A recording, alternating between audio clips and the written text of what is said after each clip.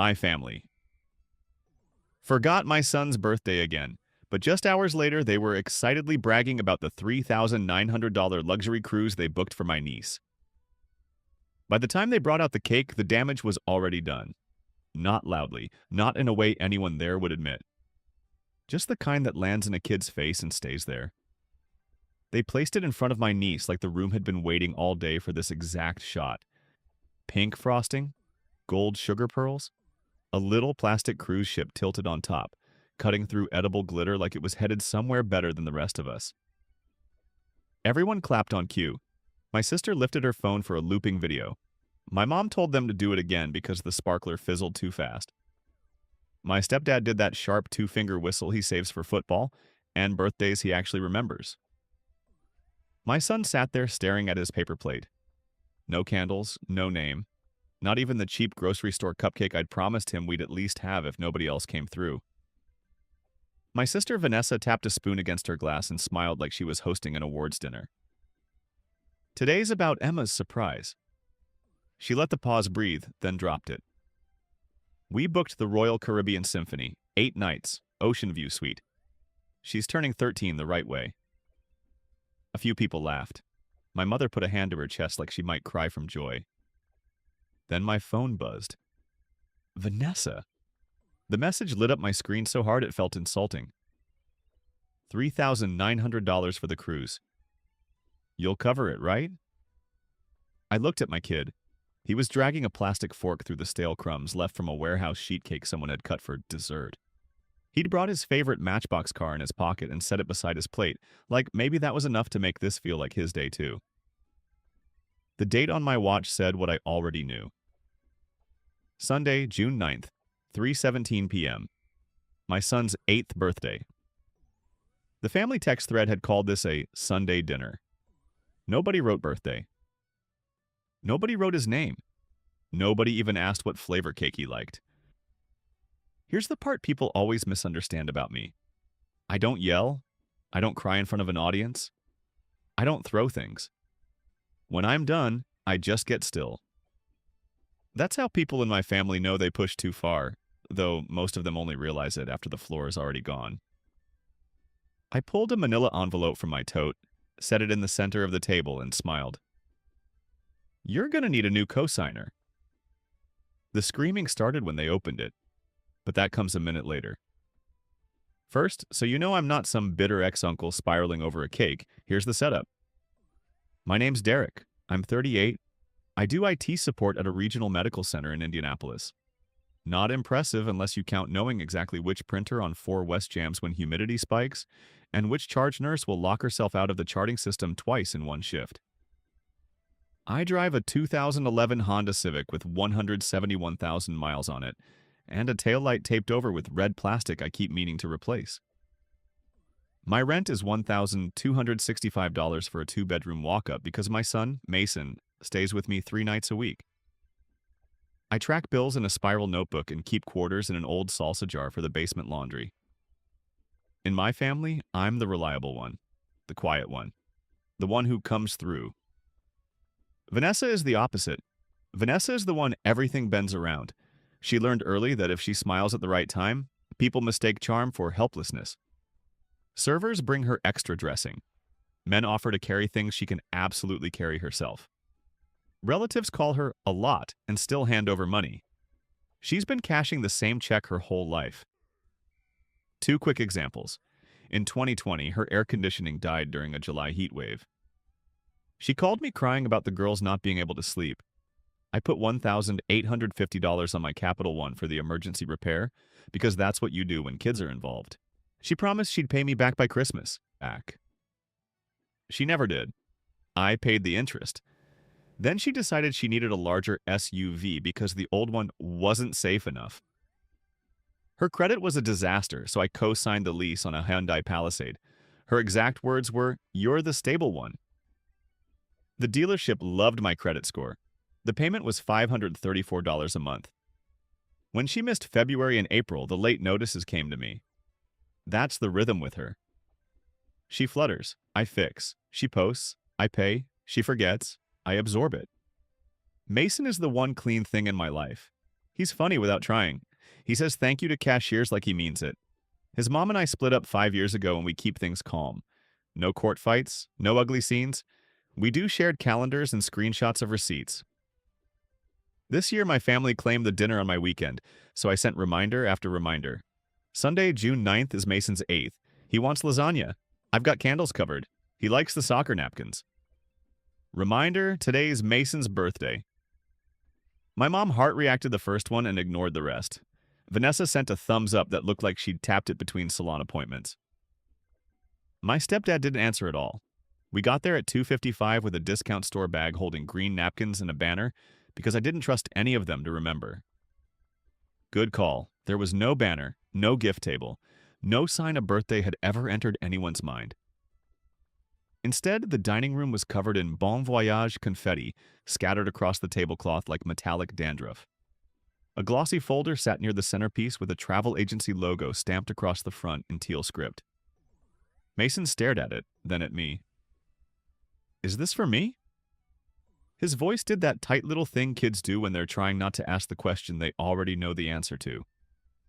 And before I get to what happened at the table, I need to go back 2 weeks because that text about $3,900 didn't come out of nowhere. I was at work, shoulder deep in a printer jam, when my banking app sent an alert. Capital One card. Not present attempt. $3,900. Seaside Cruises, Miami, Florida. Declined. I froze the card from the app before my hands even caught up. Then I saw the saved payment profile. Vanessa H. authorized user. Date added August 3rd, 2021. And just like that, I remembered the SUV paperwork. Same card, same day. Same habit she had of treating access like ownership. I texted her, "Did you just try to put $3,900 on my card?" She answered almost immediately. A laughing emoji. Then, relax, it was just a hold while we finalize. You always help. The lie didn't crack all at once. It stretched, thin and stubborn, like it thought it could survive this too. It couldn't. I'll pay you back later this summer. That's what Vanessa had texted, like it was already settled, like my money was just a seasonal loan she could dip into whenever she felt like upgrading her life. I stared at the screen longer than I should have. No, I wrote back, we're done with that. I meant it, but it didn't stop there. 3 days later, an email slid into my promotions tab, buried between coupons and fake urgency. Subject line clean official. Your Seaside Cruises itinerary. Balance due $3,900. Primary contact. Vanessa H. Payment method. Derek H. I felt it in my chest before I finished reading. I replied immediately. Stop. Remove my card, now. Then I called. Sharon picked up like she'd been waiting for me. Hi, sweetie, she said, voice bright and practiced. Don't worry, it's just a deposit. Don't call me that, I said, and I already told her to take my card off. A pause. Well, Vanessa said you approved everything. I didn't. Another pause, longer this time, the kind where they're recalculating how much trouble they're in. Okay, she said finally, softer now. I'll need that in writing. So I wrote it, printed it at work. No shame. Walked it down to the mailroom like it mattered, because it did. Sent it certified so nobody could pretend they never saw it. And then I kept going. I called Hyundai Finance about the Palisade lease that was up in August. Asked what happens if a cosigner refuses renewal. Asked how to cut future liability clean.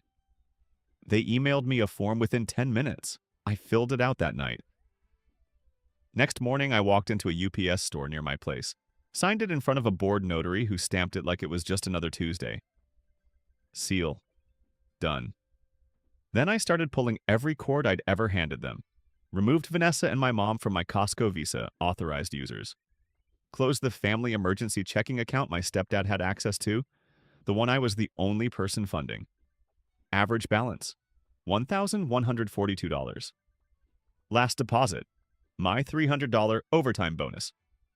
Last withdrawal, a $286 Sephora charge. I didn't even ask. I just shut it down. Canceled the shared phone plan. Moved Mason and me to prepaid. Changed the Netflix password. Should have done that months ago, honestly, when someone rented the same kid's movie twice like it was my job to subsidize it. Then I stacked everything. Hyundai cosigner rescission, Capital One authorized user removal, certified mail receipt to Sharon, and the screenshot. 2:14 p.m. Seaside Cruises. $3,900. Declined. Proof doesn't need to be loud, it just needs to be undeniable. So when that cake hit the table and nobody said my kid's name, I set the envelope down right in the center. Hook set. Open it. It didn't explode right away. It built. Step one was the forgetting, but dressed up as kindness. My mom leaned over and kissed Mason's head without really seeing him. "You're getting so tall," she said, already turning away. Then to Vanessa, "Do you think 8 nights is too long? I don't want Emma missing piano." Mason leaned closer to me. "It's okay," he whispered. "We can do my cake at home." His hand stayed under the table, rolling that little car back and forth against the wood. Soft, repetitive, like he was trying to stay somewhere else. My throat tightened. Step 2 was the ask, casual like it had already been agreed on. Vanessa popped the champagne like she'd practiced it. "I sent you the link," she said, holding up her phone. "Sharon says we have to lock it this week. It's $3,900. You'll cover, right? It's basically the same as the AC. You know I'll pay you back." Her husband, Ethan, chimed in, pointing at a 2-liter soda like it counted. "I'll Venmo you for drinks," he said. I said no. He laughed. "What?" Vanessa blinked, lashes fluttering. "No to helping your niece. She's never been on a cruise?" "She's been to Disney twice," I said. A beat.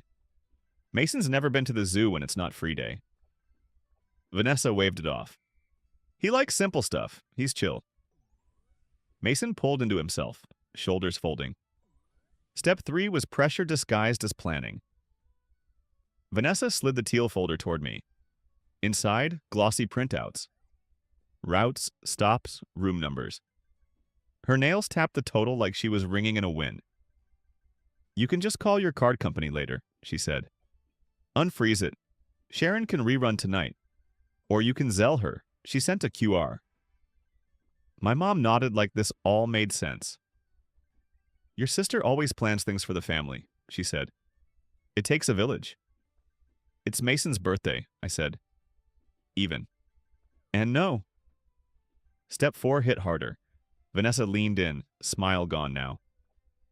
"You always do this when it's not about you," she said. "Act like you're above everyone because you don't ask for help. Newsflash, you're not the only parent." I didn't raise my voice. Didn't move fast. I just reached forward, pulled the envelope closer, and pushed it into the center. "What's this?" my mom asked, already leaning in. "Instructions," I said. Vanessa scoffed, flipped the clasp, and pulled the papers out. She read. At first, her lips moved silently. Then she hit the screenshot. Stopped. The room changed. You could hear Mason's little car still rolling under the table, the fridge humming in the background. My own heartbeat, steady, louder than it should have been. Her voice dropped. "Are you kidding me?" "The charge was declined," I said. "I didn't approve it." "You always approve," she snapped. "That's how this works." "No," I said. "That was me being generous." The room didn't recover. It shifted, sharp and ugly, like something finally showing its real shape. And then it snapped. "This is me being done." Step 5 was the scream. There's always a scream. Vanessa flung the Hyundai paperwork across the table like it burned her fingers. "You can't just pull out of my car like that," she shouted. "Renewal's next month." "I can," I said, and I did. The words landed flat. Final. "I'm not your cosigner anymore." She spun toward my mom like she needed backup, like this was still a vote she could win. "Mom." My mom's voice changed. Sharp, familiar, the one that used to echo down hallways when we were kids. "Derek, this is vindictive." Mason flinched. I rested my hand on his shoulder, steady. Always steady. My stepdad, who'd been sitting there like background furniture for years, finally spoke. We'll talk about this later. No, I said. We'll talk about it now. The papers were already doing the work. They always do. The screenshot was leverage. The certified mail receipt was pressure. Authorized user removed was the nail in it. Ethan tried to smooth it over, voice casual, like this was all just a misunderstanding between reasonable adults. Come on, man. It's not like you're hurting. You're always fine. I'm fine, I said, because I don't put vacations on other people's cards. Vanessa laughed, but there was no humor in it now. You're the stable one, Derek. That's literally your role in this family. You don't even like nice things. I didn't answer. I watched Mason instead. He slid the little car back into his hoodie pocket like he was packing himself away. Quiet. Careful. Practiced. That's when something shifted. Not anger, not revenge. Clarity. Then my phone buzzed again. Louder this time somehow. Another alert. Capital One. Card not present attempt. Sharon Travel. Declined. I didn't say anything at first. I just turned the screen so everyone could see it. That's fraud, I said. Vanessa's face drained. Not shocked. Caught. Either she told Sharon to run it again, or Sharon decided to try her luck. Didn't matter, it wasn't an accident. The room tightened around it. I placed my phone next to the envelope. Now we're done. Mason tugged lightly at my sleeve. Can we go home, Dad? In a minute, I said, softer. We'll get ice cream. Vanessa wasn't done. There's always one last attempt. Softer tone, softer words, same goal. Derek, you're blowing this up, she said. It's not about money, it's about experiences. Emma turns 13 once. Mason turns 8 once. She blinked, recalibrating. It's not like we didn't plan something for him, she added quickly, glancing at my mom. My mom lit up, eager to prove it. We got him a gift. She grabbed a crinkled pharmacy bag off the counter and pulled out a $25 Roblox card like it was something meaningful. The cardboard still had the perforated hook hole from the display rack. She waved it toward him. See? Mason took it. Thanks, Grandma, he said. Polite, controlled. Too practiced. I placed both hands flat on the table. Listen carefully. The room quieted. The envelope has everything. I already sent copies. The Hyundai form is notarized. The travel agency has my revocation, with tracking. The bank flagged the fraud attempts. You're off my cards. The shared account is closed.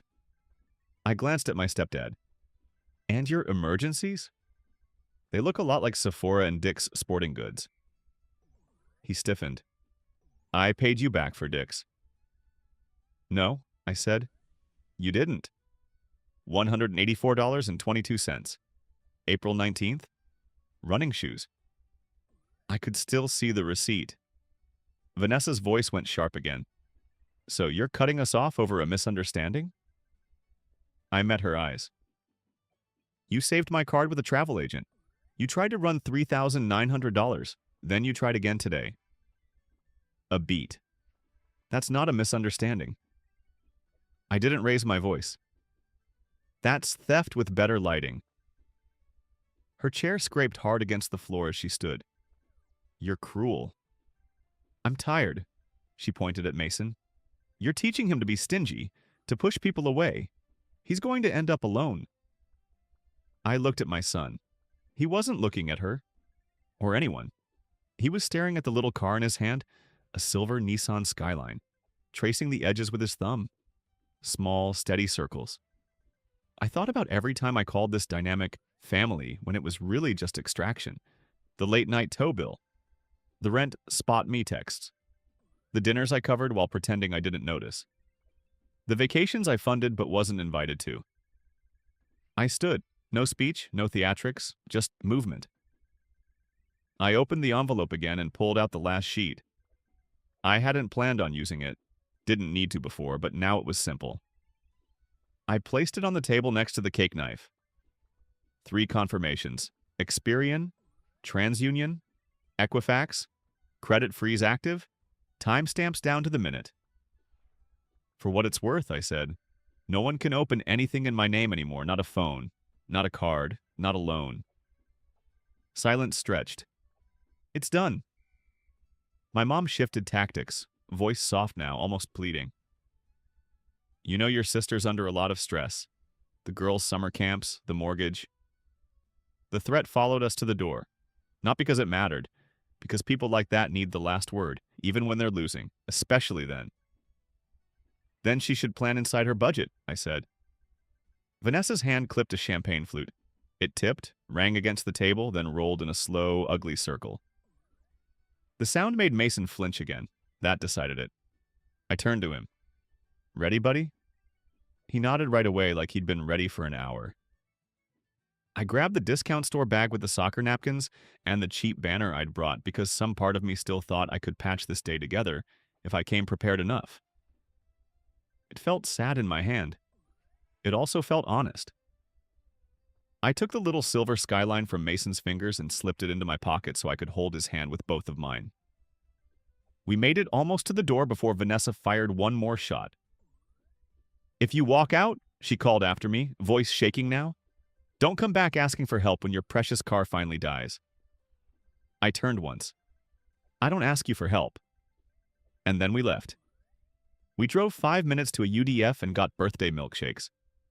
Chocolate for Mason. Mint chip for me because that had become our thing somewhere along the way, and neither of us ever questioned it. He stayed quiet in the car. I didn't feel the silence. Some kinds of hurt get worse when adults rush in and narrate them. At the register, I grabbed a single candle from a plastic seasonal tray near the gum. 99 cents. A book of matches, too. The kid behind the counter, maybe 16, sunburned nose, hair that looked permanently damp from summer, rang us up and looked at Mason. Happy birthday, man. Simple. Casual. Real? Mason gave him a tiny nod like it mattered more than he wanted it to. We sat at a sticky table by the front window. I pushed the candle into the whipped cream and lit it while the ice cream started melting around the straw. We sang quietly, just us. No phones, no second takes, no sparkler drama. Mason smiled then, not big, not performative. Just that small, real smile that hits me in the chest every time and reminds me why I wake up for 5:30 a.m. Help desk tickets and printer jams and fluorescent hallways. Some moments don't fix anything. They just tell you what still belongs to you. Back at my apartment, we taped the cheap banner across the kitchen doorway and heated up freezer lasagna. He stayed up until 10:30 playing Mario Kart, and when his mom FaceTimed at 8:12 to sing to him and promise a park day next weekend, his face loosened a little more. By the time he went to sleep, he smelled like syrup and soap and was clutching that little skyline in one fist like it had done its job. My phone started buzzing at 7:19 and barely stopped. Vanessa called 3 times. My mom called once, then sent a wall of text about family, forgiveness, and how nobody meant to hurt anyone. Ethan texted, "Dude, fix this." You made her cry. Sharon left a voicemail in that same syrupy voice mentioning avoidable cancellation fees. I saved all of it. I didn't answer that night, or the next morning. I put my phone on Do Not Disturb and took Mason to the Children's Museum. We built a paper rocket, ate soft pretzels that cost too much. I spent $18 on a plastic dinosaur that wasn't in the budget and didn't care even a little. By Tuesday, consequences started landing where they should have from the beginning. At 10:06 a.m., Hyundai Finance emailed, "Co-signer removal acknowledged. Renewal will require new qualified applicant." The attached PDF showed the notary seal clear as day. At 1:32 p.m., Capital One pushed a case update. Dispute opened. Sharon travel charge attempt flagged as fraudulent. Account secured? I uploaded everything. The screenshot. The invoice with my name on a trip I never agreed to. Clean timeline. No dramatics. Just proof. At 3:44 p.m., the phone carrier sent notice that the shared family plan would terminate July 1st unless individual lines transferred out. I'd already moved mine and Mason's to a prepaid account 2 blocks from work. $60 a month, taxes included. No shared login, no mystery charges, no random family cloud backups shoving pictures of other people's dogs and dinners onto my phone. At 6:11, my mom texted, "What you did was cruel. We already paid for the cake and decorations for Emma." Did you even think about that? I typed 3 replies, deleted all of them, then sent the only one that mattered. Mason's birthday was June 9th. She didn't answer. Wednesday, informed delivery showed certified mail on the way. I picked it up after work. Sharon's teal letterhead note was inside. "We have removed your payment information from our system. Please note a $150 planning fee still applies." I actually laughed. At my kitchen counter, I circled that sentence in red pen, wrote "no contract," "no fee" in the margin, copied my revocation email and her invoice addressed to me, and mailed it back. I'm not a lawyer. I'm just a guy who keeps records. A surprising amount of life folds when you do that. Thursday morning, Vanessa came to my apartment. My building has a buzzer. She hit it 6 times between 7:58 and 8:07 while I stood inside in work shoes and listened. I didn't answer. A minute later, she texted a photo of my Civic with the taped taillight and wrote, "Hope it runs forever, Saint." I sent back a photo of my credit freeze confirmations. It will, and if it doesn't, I'll take the bus. At lunch, my boss asked if I was okay because I was quieter than usual, which was saying something. I told him, "Long weekend with family." He laughed in that tired way people do when they understand too much without needing details. By Friday, even my stepdad called, and when his name lit up my screen, I knew before I answered that the tone was finally changing. Not softer, not kinder, just more expensive. He doesn't call, not unless something's already broken. So when his name lit up, I knew this wasn't about checking in. "Hey," my stepdad said, voice already halfway defensive. "Your sister's embarrassed. You made a scene." I leaned against the counter, staring at the sink. I didn't yell. A pause, long enough to register. Then quieter, almost reluctant. "She says the dealership needs a new co-signer by Monday." "I'm not it." Another pause. This one smaller. "Okay." Then softer, like he was testing something unfamiliar. "Your mom's stubborn. She'll come around." I didn't ask him to fix her. That wasn't my job anymore. Saturday night, Vanessa posted an Instagram story. Emma in their kitchen, blowing out candles on a cheesecake. Caption, "Plan B, you can't cancel joy." I watched it once. 2 candles, 1 and 3. No plastic cruise ship this time, no glitter. In the background, Vanessa's voice, sharp but smiling. "Smile, baby." That used to do something to me. Twist, pull, it didn't. At 8:03 p.m., a message came through from a number I didn't recognize. "Hey, Uncle Derek. Thanks for helping my mom with stuff. I know she's a lot sometimes. Tell Mason happy birthday for me. Emma, kids always see it, even when nobody explains it." I sent back a picture of the dinosaur we bought at the museum. "Thanks, kiddo. You should come to the zoo with us later this summer." My treat, no boats. Sunday, we did Mason's party in my living room. 3 friends from school, 2 pizzas, a soccer ball cake I baked myself from a pan I found on clearance at a craft store for $7. The banner said Happy 8, slightly crooked, slightly cheap, exactly right. He blew out the candles while our cat tried to climb the stack of gift bags. He laughed, loud, unfiltered. Later, while we were cleaning up, he asked, "Can I invite Grandma next year?" I wiped frosting off the counter. "We'll see."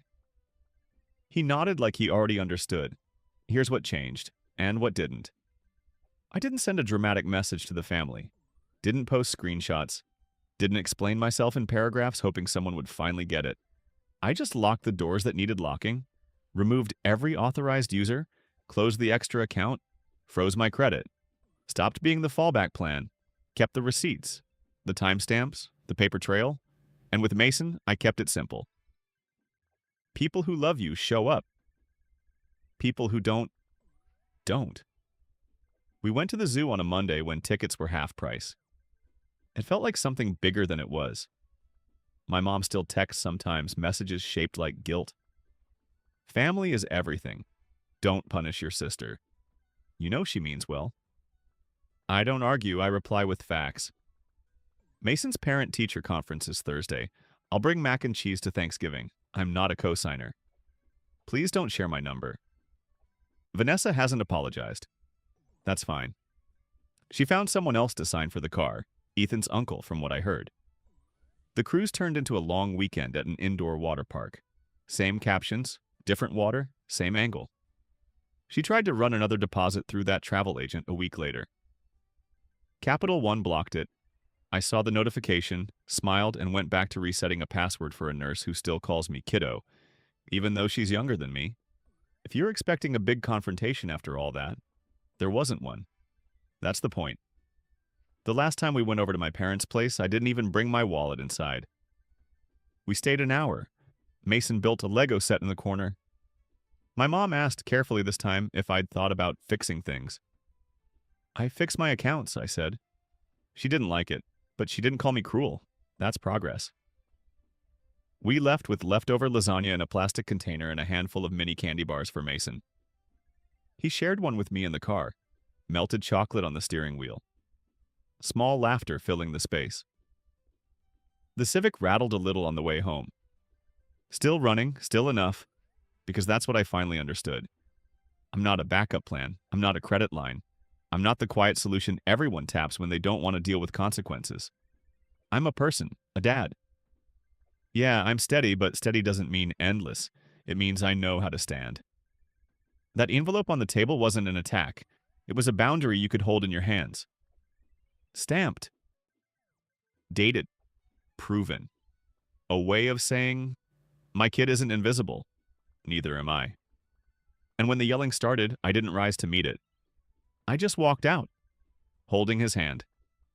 That little Hot Wheels car ticking against my palm like a second, better heartbeat.